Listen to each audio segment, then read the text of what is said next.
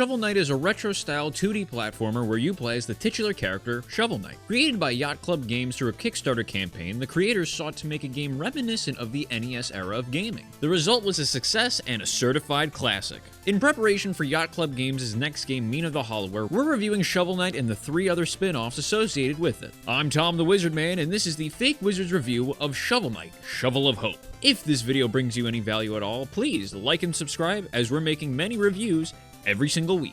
In Shovel Knight, you play as the crestfallen hero, Shovel Knight. In the past, you were considered the mightiest of heroes, alongside your partner, Shield Knight. Together, you quested through the Untamed Lands, but after a battle at the Tower of Fate, your partner was lost and the tower was sealed. Grief-stricken, you turned to a life of solitude. While you spent your time alone, the land was overtaken by an evil force. The Enchantress and her Order of No Quarter threatened the common folk with their wicked ways. In lieu of losing your partner, you take up the fight against their evil force with your shovel. Repel the power of the Enchantress as you defeat the members of the Order of No Quarter and save the people of the land.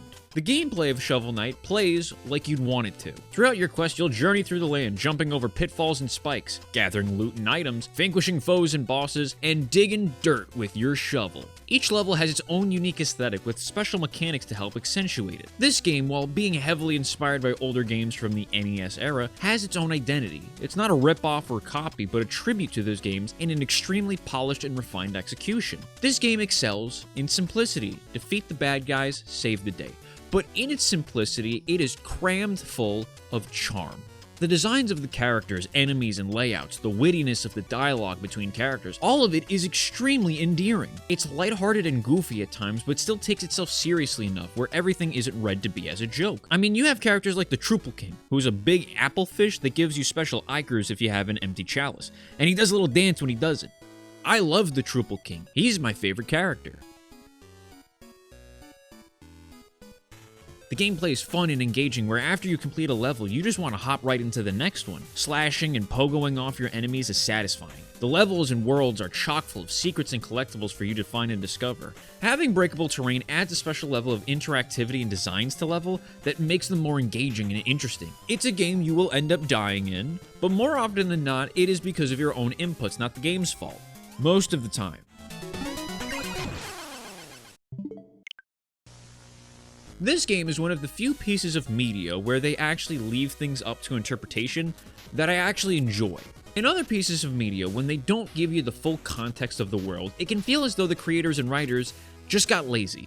And instead of committing to an idea, they leave it to the viewer to create their own rendition of what happened. In this game, there are references to your past with several of the knights, but the full context is never fully given. You're left to interpret who they were and what happened that they've since parted. It adds a layer of mystery to the characters where you actually do want to know more about this world, making it feel more dynamic. Even with the additional titles that further flesh out this world, there's still those little plot threads that are left open for you to speculate on. Something that has always stuck with me about this game is the capture sequences. After each level, you sit by a fire and drift asleep, but during some levels, you'll dream about the night in the Tower of Fate where you lost Shield Knight. The only exception is that in the dream, you have the chance to catch her, but each time you reach out to grab her, you wake up. As the levels go on, more enemies show up to try and prevent you in the dream, and they drop a ridiculous amount of money.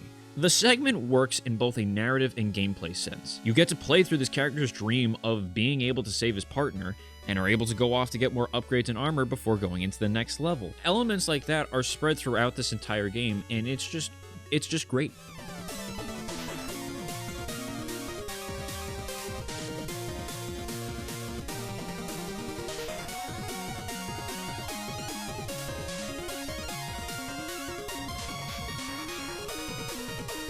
This game is chock full of heart and charm, and I highly recommend it. I give it a 9 out of 10. If this review gave you any value, please like and subscribe, and thank you for watching.